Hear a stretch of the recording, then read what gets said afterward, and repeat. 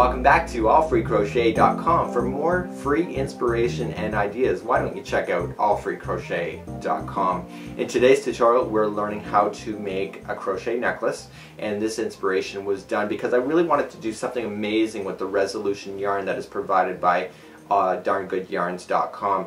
You know, the yarn itself is so amazing that you don't want to wreck it, and you want to make sure that you use it for something extremely artistic. But you can substitute the yarn and the beads at any point in order to suit your own desires of what's in your home closet. So in today's tutorial, you're going to need a size 6 or a J crochet hook, a pair of scissors, a measuring tape, and you're going to need some yarn.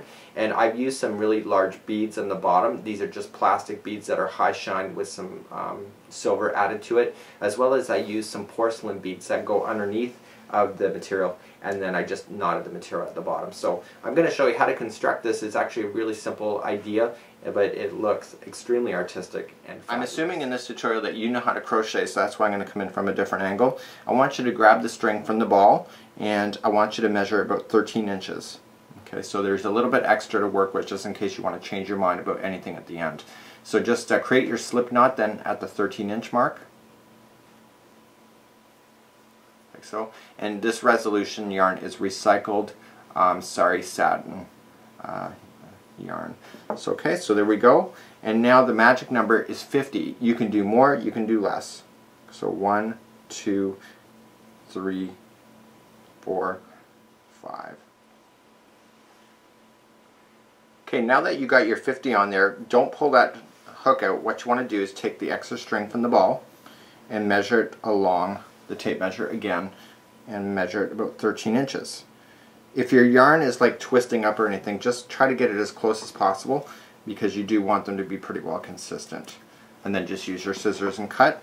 And now with this, you can safely just pull it out, just like so, and just pull it snug, and therefore you basically have the back end of there. So on my necklace I have 4 of these.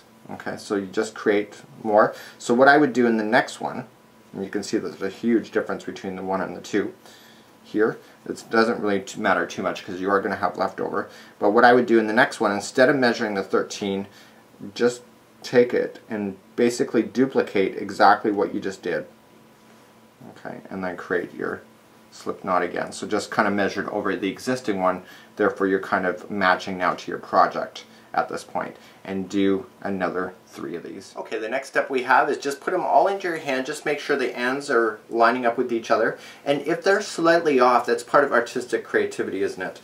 So Mommy always said never put string around your neck, but I'm telling you, put the string around your neck, and you can see how artistic it looks.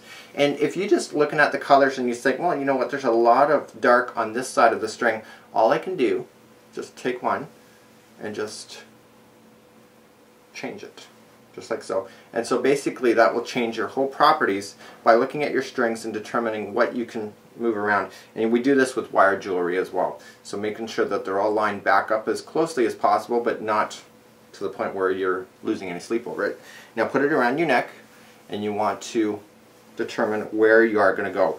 So the whole point of my necklace here is not to have the double or the single crochet here actually all the way down to the actual thing. So I want all the strength, so I got to make sure it's even. So just kind of lining up. So this is where it ends, just like so. So I want to just grab it and pinch it together. And now I want to go down and see where I want to start. And I want to be able to get this thing off without having to cut anything. So I'm going to mark with my finger this spot right here. So what I'm going to do is just take this whole thing and just create a knot.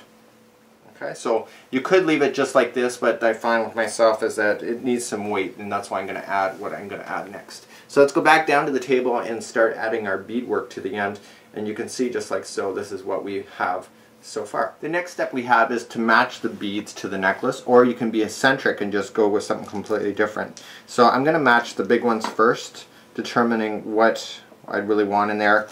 Probably want some green in there, definitely some purple. And you can just see by the shades of these, they're kind of different. This pink, definitely not going to go in there. Yellows for sure. So we had 4 strings, so I need 8 of each. So 1, 2. So now what we need to do next is that we need to match the smaller beads, and the smaller beads go underneath in order to hold it. And these are not cheap beads, these are porcelain beads, but they're absolutely fabulous and they're hand painted. So all I'm just going to do is I'm not going to worry about those too much because they're underneath and they're artistic on their own. So I just need 8 of those as well. Okay, so now this is just a piece of cut stringing wire that you would do a necklace with it, and I just cut a little piece and I kind of made it into a U. And so now what I want to do is I want to just grab the smallest string that I had so that I can measure. So I want to take that one, and I want to just take maybe something that kind of goes with that. I'm going to do a green. It's kind of like an offset color, and you can just tell the shape of these things. I'm just going to put the wire in the top, and the string is through the loop, and so it's just going to go down through. Okay, so now what we want to do now is grab a corresponding one in porcelain. So I'll probably do yellow, what the hell, and going in, so just put it in the wire, just like so. I know my hands are in the way for a lot of this. Just putting it into the porcelain piece here. And I determined the porcelain because the eye of it, it's going to be a little bit tough to get it through, but it will go.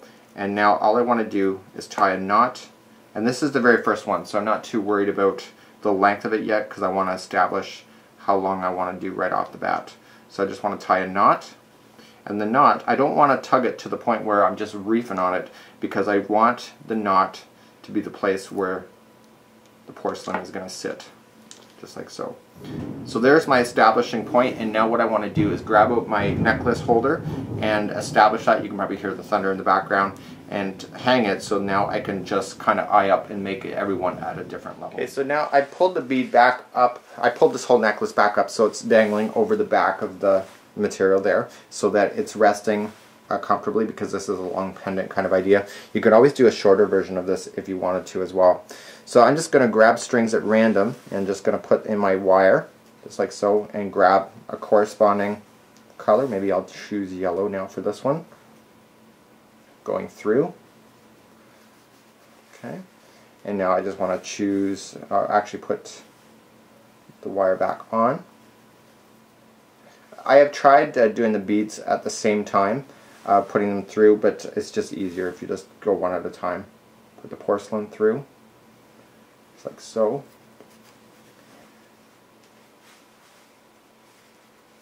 So I don't want them to match, I just want to pull it down and then just tie a knot in the bottom.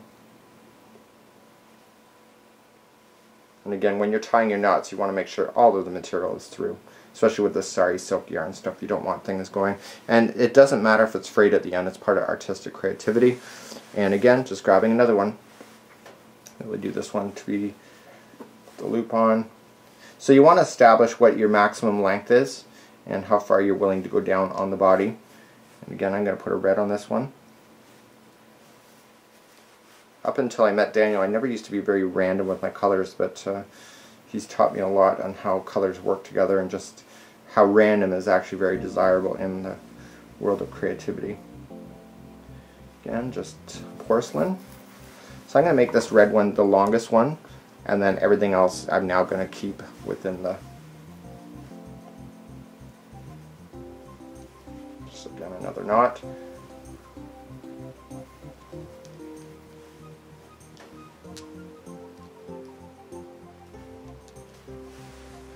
And you can trim as you go if you wish as well, or you can trim all afterward.